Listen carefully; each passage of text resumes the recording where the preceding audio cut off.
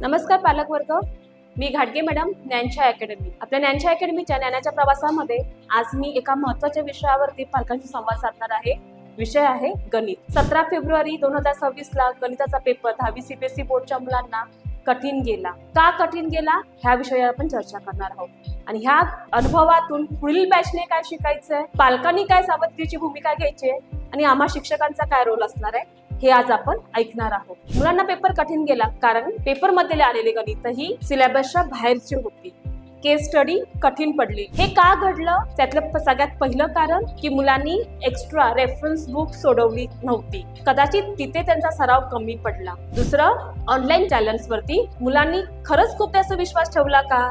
पहाटे 4 वाजता होणारे सेशन हे असे काही XYZ चॅलेंज ऑनलाईन अवेलेबल आहेत ज्याच्यावरती मुलं 100% विश्वास ठेवतात आणि उजळणीला हलक्याने घेतात. तिसरं, मुलांची इमोशनल स्टेबिलिटी. मुलांच्या एक्झामच्या आधी 1 महिना आधी मुलं इमोशनली स्थिर असणं गरजेचं आहे. मग मुलं स्थिर होती का?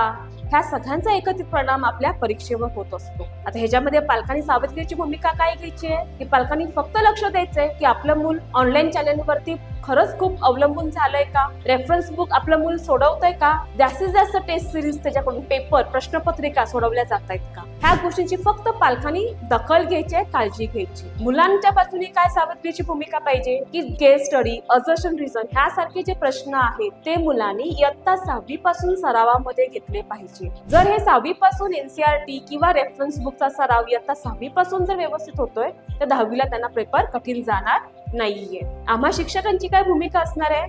तर इयत्ता 6वी पासूनच मुलांना चॅलेंजिंग क्वेश्चन्स देणं, रेफरन्स बुक सोडवून घेणं आणि जास्तीत जास्त प्रश्नपत्रिका सोडवून घेणं. हा जर ताळमेळ नीट बसला तर मुलांना मॅथ्स विषय नक्कीच आवडीचा होणार आहे. धन्यवाद.